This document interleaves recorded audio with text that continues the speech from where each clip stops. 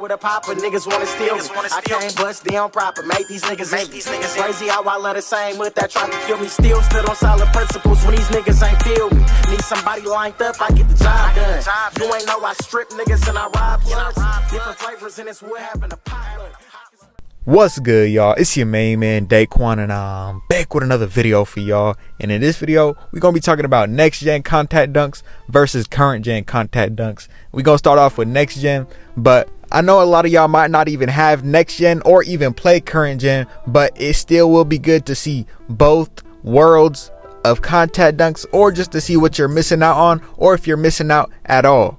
Now on next gen, you have the option of using the square button to get a dunk, which you have the chance of getting a layup but a less likely chance of getting a contact dunk, or you can use the right stick where you'll get a meter where you have to time. Now on next gen, when I was going up to dunk, now I first started off on current gen on 2K22, but I went to next gen and I found out you pretty much gotta be closer to the basket to pull off a dunk, as well as just aim your stick and have your momentum be going to the basket a little bit more. So the freedom of movement to dunk on next gen is a little bit less. And mind you, my player has a 99 driving dunk. He's 6'6", which is basically a perfect slashing height to do anything. I also get Hall of Fame limitless takeoff, but I still found myself getting animations just like this. This minor penalty that 2K is allowing will eliminate a lot of dunk attempts, trust me. But now let's focus in a little bit more on the new dunking mechanic that 2K added, which is the dunk meter. Now I'll say what I've said in the past. I like the idea of the new mechanic. It actually makes sense in the way that this game is made, paired with the builds. Everyone's build has the ability to do anything, so it kind of only makes sense to add another skill gap to something everyone can do. But, and that's a big ass but too, we're talking Kim K. The dunk meter is straight trash.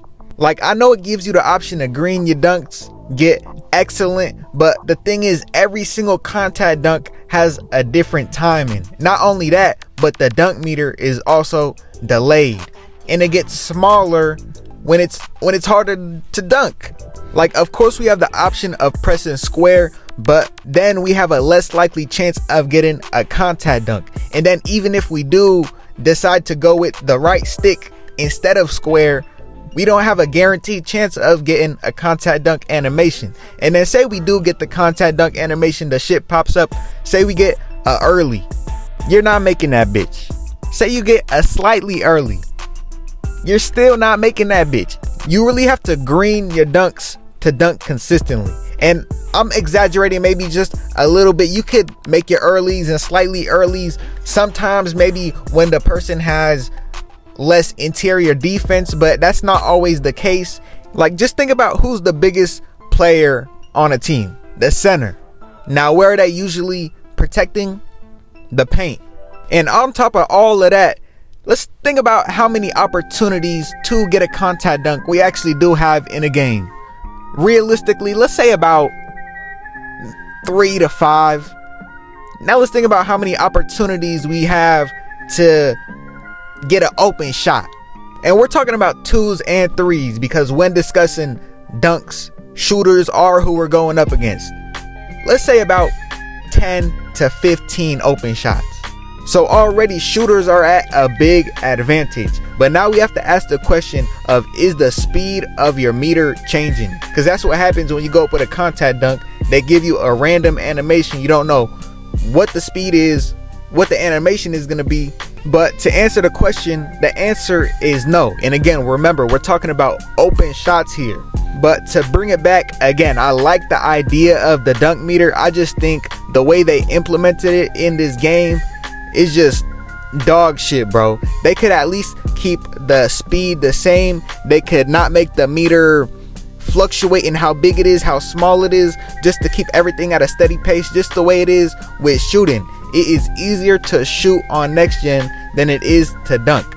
My player on next gen again is 6'6" with a 99 driving dunk. But guess who also can get a 99 driving dunk in this game? Basically anyone. The way I made my build, I have no types of shooting, but my ability to dunk is on the same level as another person that can shoot. Tell me how that makes any type of sense. Now, if I were to rate the contact dunks in this game, I would give it maybe a 3. But current gen contact dunks 2K22. Now, I released a video a couple days on current gen titled 2K22 Slashing Explained. If you've seen that video, you have a pretty good idea of just how the contact dunks in this game work. Now, if you didn't see that video, I'll try to give a quick little summary, but we basically talked about how 2K took out animations that favored the defense and animations that favored the offense, but in turn made it a little bit more balanced. Now, if you remember in the beginning, we said we've noticed that it feels like you got to go up much closer to the basket to just pull off a dunk.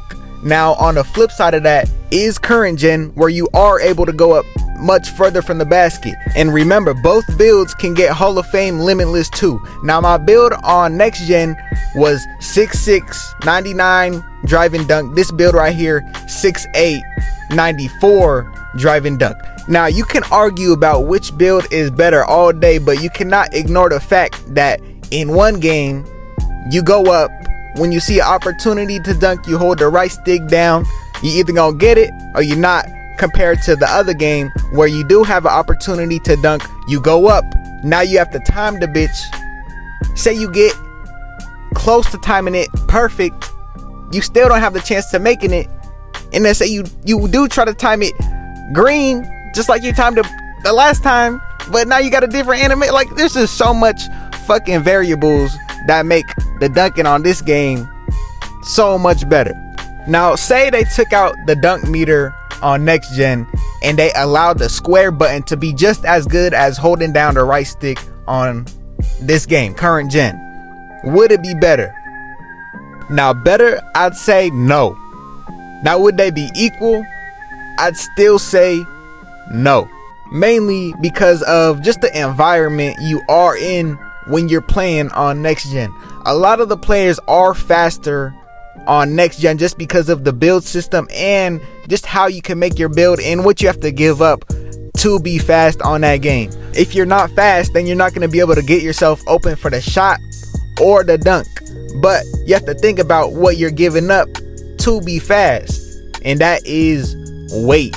So we're not only focusing on just contact dunks, but just the bigger picture, and if you should even try to make your build to get contact dunks. And ideally, the answer is going to be no still.